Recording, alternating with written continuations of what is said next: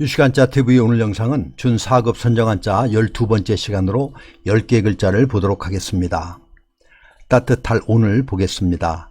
따뜻할 온은 물수와 가둘수, 그런 명이 합쳐진 글자입니다. 가둘수는 네모난 둘레 안에 사람이 그려져 있는데 가두다라는 의미입니다. 그런 명은 음식을 담는 그릇의 모양을 본뜬 글자입니다. 그런 명은 다른 글자와 만날 때는 글자의 아래에 들어갑니다. 그래서 따뜻할 온은 물수와 가둘수, 그런 명이 합쳐진 글자로 따뜻한 물을 채운 그릇 안에 사람이 들어가 목욕을 하고 있는 모습으로 따뜻하다, 부드럽다, 온순하다 등의 뜻을 가지고 있습니다. 온도는 덥고 찬 정도를 말하며 온나는 날씨가 따뜻함을 뜻하고 사만사오는 사흘 춥고 나흘 따뜻하다 라는 뜻으로 우리나라에서 겨울철에 3일가량 추운 날씨가 계속되다가 다음 4일가량은 따뜻한 날씨가 계속되는 주기적인 기후현상을 이루는 말이며, 고온다습은 기온이 높고 매우 습한 날씨를 말합니다. 다툴쟁을 보겠습니다. 다툴쟁은 손톱조와 대주머리 개, 갈고리 골이 합해진 글자입니다. 위의 손과 아래의 손이 어떤 물건을 쟁취하려고 서로 다투는 모습입니다. 다투다, 경쟁하다, 싸움이라는 의미입니다. 전쟁은 무력으로 국가 간에 싸우는 것이고, 논쟁은 말이나 글로 논하여 다투는 것을, 생존 경쟁은 생존하기 위하여 벌이는 다툼이며, 골육상쟁은 뼈와 살이 서로 싸운다는 뜻으로 형제나 같은 민족끼리 서로 다투는 것을 뜻합니다. 같이 한번 써보도록 하겠습니다.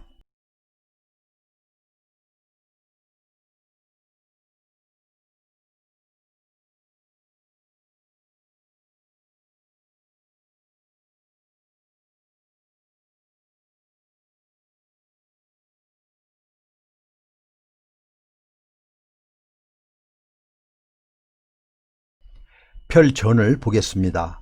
별전은 주검시와 별전, 옷의가 합해진 글자입니다. 별전은 장인공이 4개가 그려진 글자로 여러가지 물건을 펼쳐놓은 것을 그렸습니다. 주검시와 별전, 옷의가 합해진 별전은 죽은 시신 옆에 고인의 생전에 쓰던 물건들과 옷가지를 전시해 놓던 데서 늘어놓다, 펴다 라는 의미와 발달하다 라는 의미도 가지게 되었습니다.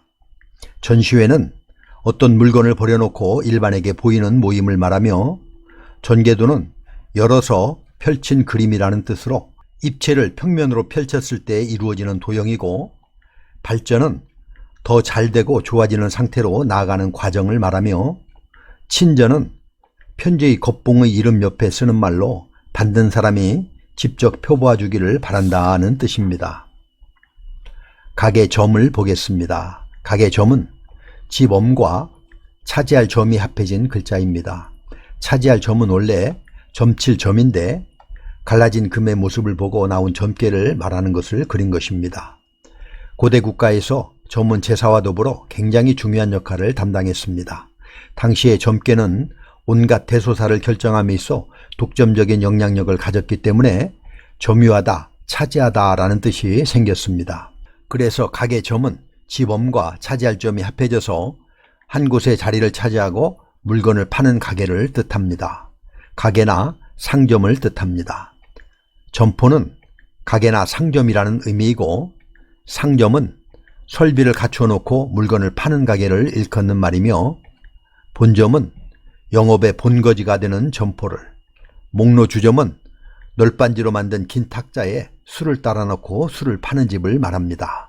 같이 한번 써보도록 하겠습니다.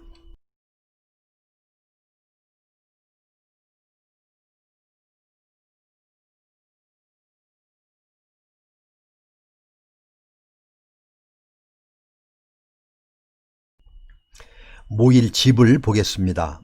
모일집은 나무목 위에 새 추가 결합한 모습입니다. 이는 나무 위에 새가 여러 마리 모여 앉아있는 모습을 그린 글자입니다. 모이다, 모으다, 도달하다 등의 뜻입니다. 집단은 모여서 이룬 때를 의미하고, 집합은 합쳐서 한 곳으로 모으다 하는 뜻입니다. 운집은 구름처럼 많이 모인 것을 말하며 집중호우는 짧은 시간에 집중적으로 쏟아지는 비를 말하며 집대성은 많은 훌륭한 것을 모아서 하나의 완전한 것으로 만들어내는 일이며 이합집사는 헤어졌다 모였다 하는 일을 의미합니다. 참여할 참을 보겠습니다. 참여할 참은 석삼이라고도 하는데 참여할 참의 각골문과 소전을 보면 이렇습니다. 사람 머리 위로 세 개의 별이 빛나고 있고 소전에서는 땅에 별빛이 드리운 모양까지 그리고 있습니다. 이는 오리온 별자리를 그린 것인데 오리온 별자리 중앙에 빛나는 세 개의 별을 상징적으로 표현한 것입니다. 별자리는 많은 별이 모여서 만들어지는 것이기 때문에 참여하다라는 의미가 생겼고 별자리로 방위나 계절, 날씨, 운수 등을 헤아렸기에 헤아리다라는 뜻도 가지게 되었습니다.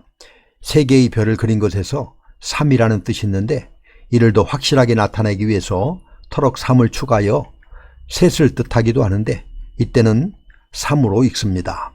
참여는 참가하여 관계하는 것을 말하며 고참은 오래전부터 그 일에 종사하던 사람을, 참작은 참고하여 알맞게 헤아리는 것을, 참석은 자리에 참여하는 것을 말합니다. 같이 한번 써보도록 하겠습니다.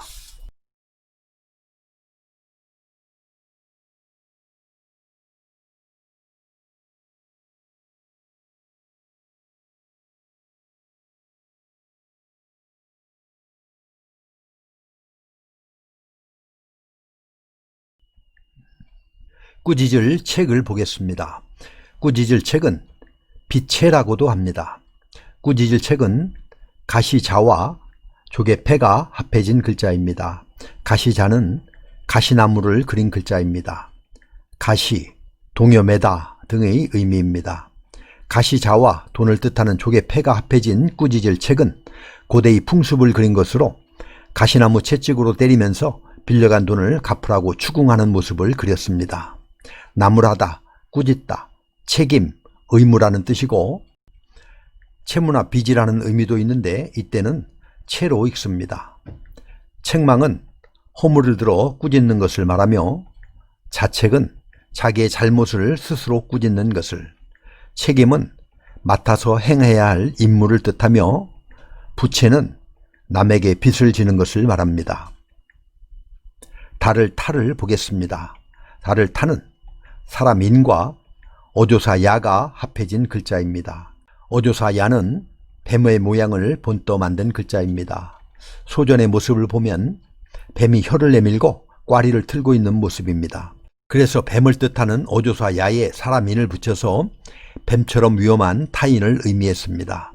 부족끼리 서로 싸우던 옛날에는 다른 부족이나 다른 종족들은 모두 뱀만큼이나 위험한 존재로 생각했기 때문에 만들어진 글자입니다. 다르다, 다른 사람, 다른 곳 등의 뜻입니다. 타인은 다른 사람이라는 뜻이고 타산지석은 다른 산의 돌이라는 뜻으로 다른 산의 나쁜 돌이라도 자신의 산을 가는 옥돌로 쓸 수 있다. 즉 본이 되지 않는 남의 말이나 행동도 자신의 지식과 인격을 수행하는 데 도움이 될 수 있음을 비유적으로 이르는 말이며 만리타국은 멀리 떨어져 있는 다른 나라를 뜻하고 자타공인은 자기나 남들이 다 같이 인정함을 이르는 말입니다. 같이 한번 써보도록 하겠습니다.